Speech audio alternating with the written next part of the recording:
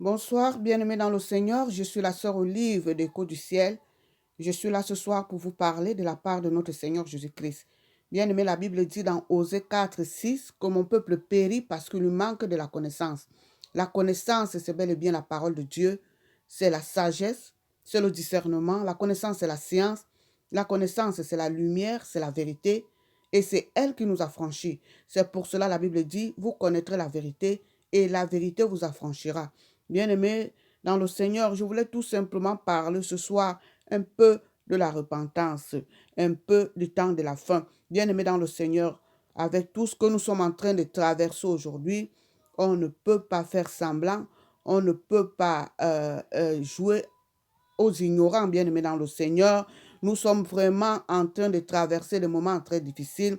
La planète, je peux le dire, la planète est en train de souffrir, bien-aimés dans le Seigneur.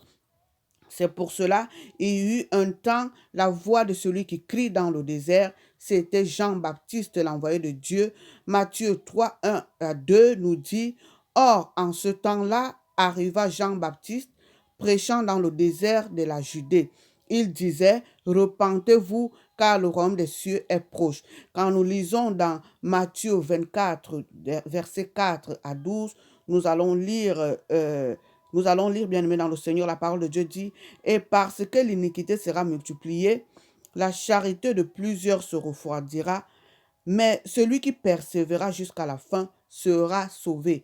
Le verset 13 nous répète, mais celui qui persévérera jusqu'à la fin sera sauvé. Bien-aimé dans le Seigneur, vous savez, notre Dieu, chaque fois que Dieu a toujours eu à être en colère contre l'humanité, bien aimé dans le Seigneur, il a toujours eu à accorder la chance à son peuple, il a toujours eu à ouvrir une porte de sortie, bien aimé dans le Seigneur, à son peuple, il a toujours eu à accorder un moyen de rattrapage, bien aimé dans le Seigneur, à son peuple qu'il adore bien, à son peuple, les élus, le juste, les justes bien-aimés dans le Seigneur. C'est pour cela, quand nous essayons un peu de voir, nous lisons un peu dans Genèse 18, 20, l'histoire de Sodome et Gomorrhe que nous tous nous connaissons bien.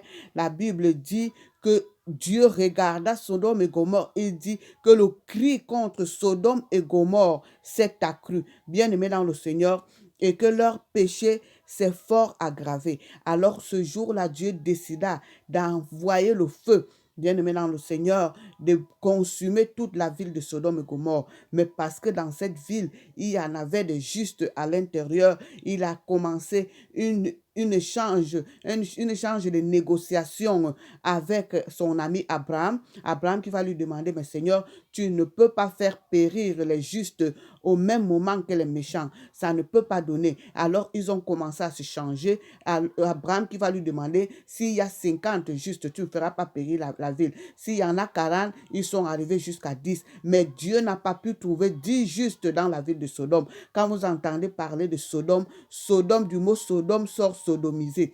Sodomiser, comme vous voyez aujourd'hui, les hommes et les hommes vont ensemble, les femmes et les femmes vont ensemble. Et ça a commencé dans cette ville de Sodome que vous voyez, comme vous entendez parler. C'est une ville vraiment qui a attristé le cœur de Dieu. Ils ont fait des choses vraiment abominables. Alors Dieu ne pouvait pas supporter cela. Ça a affligé le cœur de Dieu. Il a décidé d'envoyer, de faire pleuvoir son feu dans cette ville. Bien-aimé dans le Seigneur, mais ça n'a empêché qu'il a épargné, bien-aimé dans le Seigneur, une famille de justes. Il a épargné la famille de l'autre. Bien-aimé dans le Seigneur, Dieu garde toujours une part pour ses enfants. Dieu nous suscite toujours une petite porte de sortie, bien-aimé dans le Seigneur. C'est pour cela qu'il dit, celui qui persévère sera sauvé. Bien-aimé dans le Seigneur, c'est le petit message là que j'ai voulu t'apporter ce soir. N'hésite pas de persévérer. La Bible le précise bien, que c'est parce que l'iniquité sera multipliée,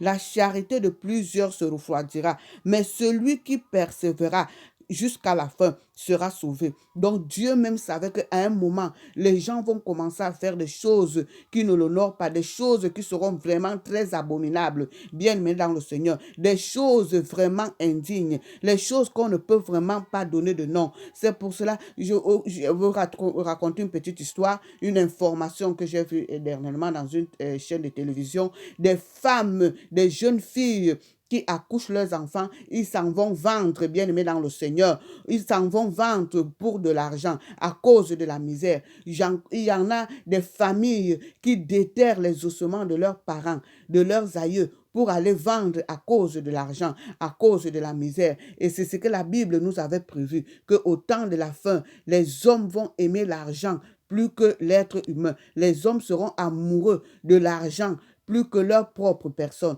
Bien-aimés dans le Seigneur, c'est ce que nous commençons à... Et ce sont ces choses-là qui suscitent la colère de Dieu. Ce sont ces manières-là, toutes ces actions, tout ce que nous faisons là, qui suscitent la colère de Dieu. La Bible nous dit, les hommes vont avec les hommes, les femmes vont avec les femmes, que ce n'est pas digne de Dieu. C'est tout ça qui a suscité la colère de Dieu, d'aller consumer Sodome et Gomorrhe. Bien-aimés dans le Seigneur, mais la Bible nous ouvre une porte. La Bible dit, nous qui sommes les justes, toi qui es juste, mon frère, toi qui es juste, ma soeur, persévère dans ta justice. Tu persévères, tu seras sauvé. Et toi qui n'es pas encore arrivé à cette dimension, bien-aimé dans le Seigneur, repens-toi, repens-toi. Tu as encore une porte de sortie qui t'est présentée, où tu pourras aussi trouver ta voie. Bien-aimé dans le Seigneur, repens-toi, repens-toi. Repens-toi, rien n'est perdu dans ta vie, rien n'est encore perdu, tu peux encore te rattraper. Repentons-nous, repentez-vous, repentez-vous, bien-aimés dans le Seigneur. C'est le petit message que je voulais vous apporter ce matin encore, qu'on ne rate pas le royaume des cieux, qu'on ne rate pas cette porte du royaume des cieux, au nom du Seigneur Jésus-Christ. Que vous soyez vraiment bénis, vous et vos familles, bien-aimés dans le Seigneur. Que le Seigneur Jésus-Christ continue à susciter vraiment un esprit de repentance en vous, continue à vous enseigner, continue vraiment à vous galvaniser vraiment de son onction, afin que vous viviez vraiment dans la repentance, que vous viviez vraiment une vie de nouvelle naissance, que vous viviez vraiment bien-aimé dans le Seigneur, le salut, bien-aimé dans le Seigneur, comme il avait été répandu, et que vraiment nous continuons à proclamer la parole de Dieu, comme il est dit ici dans Matthieu 4, 14, cet évangile du royaume sera prêché dans toute la terre habitée pour servir de témoignage à toutes les nations, et alors viendra la fin. Amen. Bien-aimés, sur le petit message que je voulais vous apporter ce soir, si vous a vraiment édifié, n'hésitez pas de partager. Que Dieu vous bénisse. Au nom de Jésus-Christ. Amen.